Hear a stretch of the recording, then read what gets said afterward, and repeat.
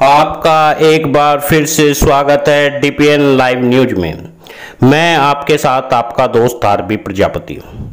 आजादी के महज 28 साल बाद देश के तत्कालीन प्रधानमंत्री इंदिरा गांधी के फैसले के कारण आपातकाल के दंश से गुजरना पड़ा पूरे देश को।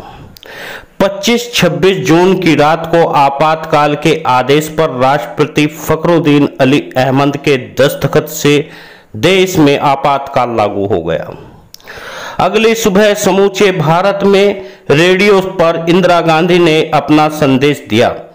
कहा, भाइयों और बहनों, राष्ट्रपति जी ने आपातकाल की घोषणा की है, लेकिन इससे सामान्य लोगों को डरने की जरूरत नहीं है।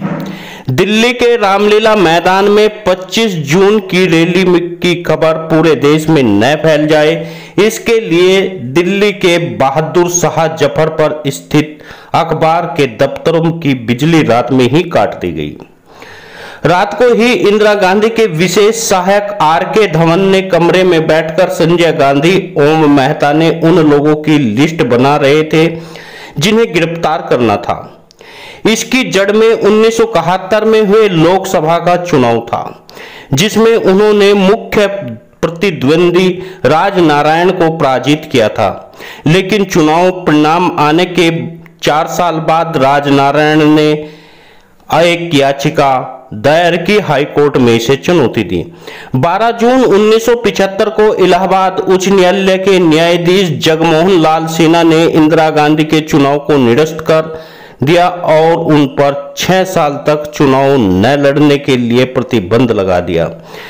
इंदिरा गांधी के प्रतिद्वंदी राजनारायण सिंह को चुनाव में विजयी घोषित कर दिया। राजनारायण की दलील थी, इंदिरा गांधी ने चुनाव में सरकारी मशीनरी का दुरुपयोग किया, तय सीमा से अधिक धन खर्च किया और मतदाताओं को प्रभावित करने के लिए गलत तरीकों का इस्तेमाल किया। अदालत की इन आरोपों को सही ठहराया और इसके बाद श्रीमती इंदिरा गांधी ने इस्तीफा देने से मना कर दिया। तब कांग्रेस पार्टी ने भी एक बयान जारी किया। उन्होंने कहा, इंदिरा गांधी का नेतृत्व पार्टी के लिए अपरिहार्य है। इसी दिन गुजरात में चिमन भाई पटेल के विरोधी विपक्षी जनता मोर्चे पर भारी विजय मिली। इस गहरी चोट से इंदिरा गांधी बौखला गई। इंदिरा गांधी ने अदालत के इस निर्णय को मानने से साफ साफ इनकार कर दिया, सर्वोच्च न्यायालय में अपील करने की घोषणा की। उस समय आकाशवाणी ने रात को एक समाचार बुलेटिन विकसित किया। अनियंत्रित आंतरिक स्थितियों के कारण सरकार ने पूरे देश में आपातकाल की घोषणा कर दी है।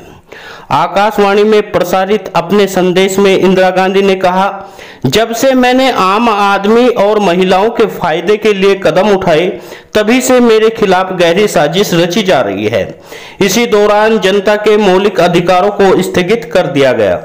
सरकार विरोधी भाषणों और किसी प्रकार के प्रदर्शन पर पूर्ण प्रतिबंध लगा दिया। आपातकाल के दौरान सत्ताधारी कांग्रेस आम आदमी की आवाज को कुचलने का निरंकुश कोशिश की गई। इसका आधार वो प्रावधान था जो धारा 352 के तहत सरकार को असीमित अधिकार दे देती है। इंदिरा गांधी जब चाहे तब तक सत्ता में रह सकती थी। लोकसभा और विधानसभा चुनाव की जरूरत नहीं थी। मीडिया, अखबार आजाद नहीं थे। सरकार कैसा भी कानून पास करा सकती थी। मेसा और DIR के तहत 1 लाख से ज्यादा लोगों को जेल में ठूस दिया गया। आपातकाल के खिलाफ आंदोलन करने वाले जननायक जय नारायण की किडनी फेल हो गई, खराब हो गई। इस काले दौर में जेल में यातनाओं को दहलाने वाली कहानियां इतिहास के पन्नों पर भरी पड़ी है। देश में कितने भी बड़े नेता थे, वे सब सलाखों के पीछे डाल दिए गए। एक तरह से जेलें राजनीतिक पाठशालाएं बन गई। बड़े नेता छोटे नेताओं को सिखा रहे थे और उन्हें सीखने का खूब मौका मिल रहा था। एक तरफ नेताओं की नई पौध राजनीति सीख रही थी, दूसरी तरफ देश की इंदिरा गांधी के बेटे संजय गांधी अपने दोस्त बंसीलाल विद्याचरण शुक्ल व ओम मेहता की तिगड़ी के जरिए इस देश को चला रहे थे। संजय गांधी बीसी शुक्ला का नया सूचना प्रसारण मंत्री बनाया गया।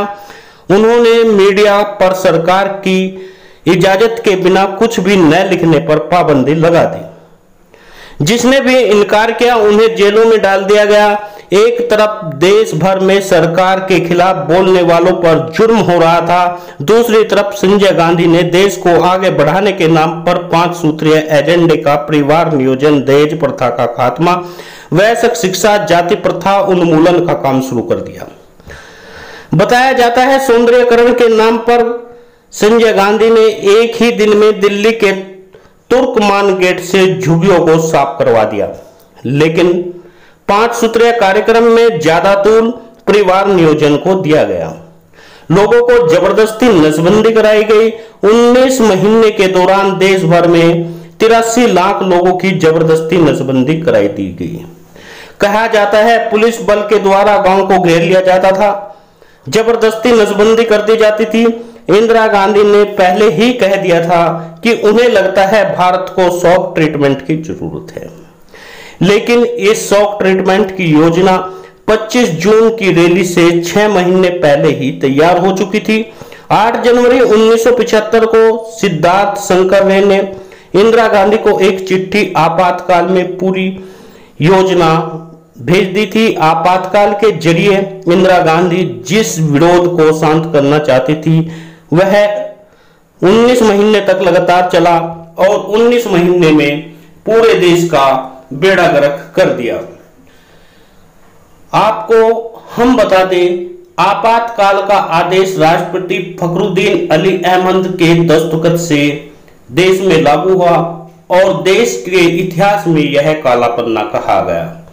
केवल एक 1971 के चुनाव में के कारण इस देश को यह दंश झेलना पड़ा। जबरदस्ती लोगों को जेल में ठूसा गया। लाखों की संख्या में देश की जेलों में जनप्रतिनिधियों को ठूस दिया गया। कांग्रेस का वह काला दौर देश के लिए खतरनाक बन गया और पूरे देश में बेड़ा गर्क कर दिया और एक नई जनरेशन पैदा हो गई जिसमें देश को पूरी तरह से एक किनारे पर लाकर खड़ा कर दिया।